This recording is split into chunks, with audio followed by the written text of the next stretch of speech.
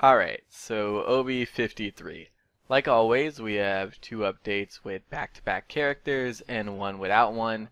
This is that one. They usually fill these up with cosmetics, and that's no different this time around, so let's go ahead and get right into it. So first off, we have the summer box coming in. This box has 2 epic skins and some weapons for 4 characters. Lex, Ash, Maeve, and Victor are getting these 4th of July weapons. They have some pretty cool effects to them. Fireworks, ribbons, lights, sounds. They're basically recolors of the existing base weapons though. The skin sets are epic and they both come with a head, body, and voice pack. I gotta say, these skins are bigger memes than the Buck Wild skin, and that's really saying something. The voice packs for these sound like those really stereotypical surfer people. Like if you've ever seen a bad movie about surfers, then you know exactly what I'm talking about. Go ahead, take a listen. Cassie. Welcome to Realm Watch. Spine straight, shoulders back, knees loose. Find your chakras and just breathe. I like your shoes. JK, they're lame. That's funny. Damn, burn. Yes. Oh, that is too good. Don't be such a viney birch, Grover. Lex. Time to run wild and leave a sexy corpse. Give me another one! Give me another one! Can't hide from my Lex-Ray vision, babe. Lex-Ray vision. Moving on from that, we have a new pack coming in for only $4.99. It's the Realm Pack. It gives you this really awesome Frostmere mount, 10 Radiant boxes, 2 Flare boxes, and a 7-day booster. There's definitely a ton of value in this low-cost pack, so I recommend picking it up. The mount alone is definitely worth the $5. There are also 3 characters getting their mastery rewards this update. Those 3 are Buck, Willow, and Andro. I was really surprised that Andro is getting his with this update because he's also getting another epic skin with this update as well. So that's 3 skins in one update. It probably would have been better to get somebody else's mastery rewards out this time around. Now the 3rd skin Andro is getting is his Steam Demon set. This steampunk inspired set comes with a head, body, weapon, and voice pack. You get this set from the weapon and armor boxes only, so good luck on that. This skin is really cool too, so that kind of sucks. I personally think it's one of the best skins in the game. The last of the cosmetics is Dreamhack Maeve. This skin is a Twitch reward. You can only get this from watching the Dreamhack esports broadcast on Twitch. And that also kind of sucks because it's a random drop and you can only get it from one event. If they gave it to everyone who watches with their high-res and Twitch accounts linked, then that'd be different, but it's a random drop, so you may never ever get it. The effects on it are super awesome too. They will no doubt make you much easier to spot, but the fiery sparks and flare of the skin is just so satisfying to look at that it doesn't really matter. Well, it might. They went ahead and finally added the option to delete loadouts with this update, a highly requested feature, so I wanted to make sure you guys were aware of that. There'll be a little X in the corner of your loadout that you can use to get rid of them. Now, let's move on to balance, and oh man, I'm going to be completely honest, this is one of the most unnecessary set of balance updates I have ever seen for Paladins, and I've been playing since OB35. That is a lot of OB updates.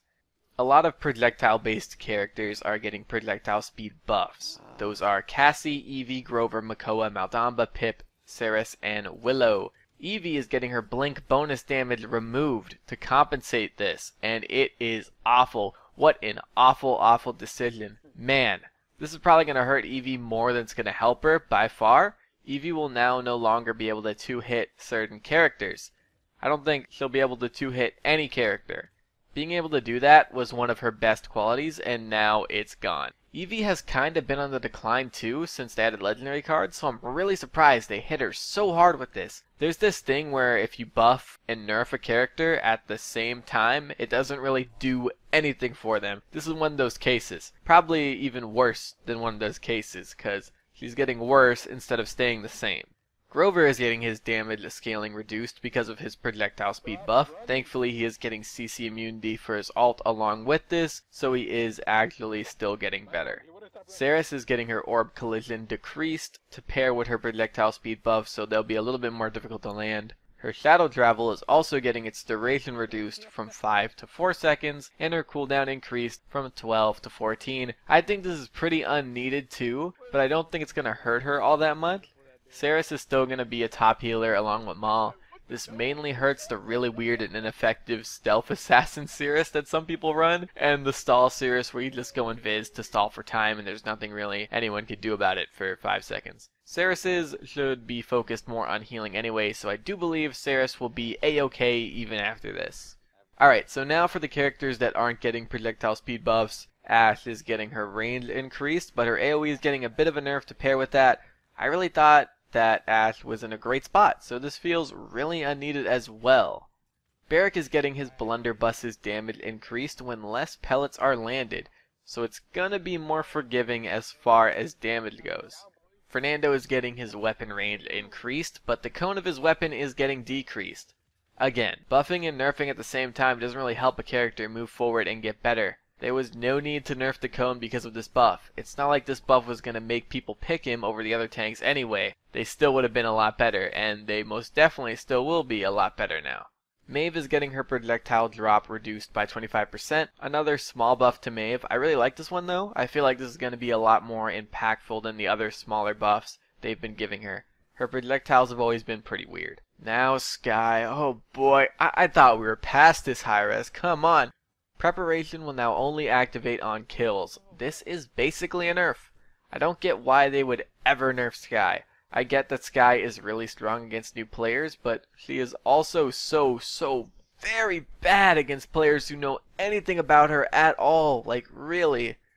Next up we have Torv. His range is getting increased a bit, from 41 to 50. They're also reducing his barrier from 5,000 to 2,000, but, there's a but here, they are increasing his health from 3,500 to 5,000.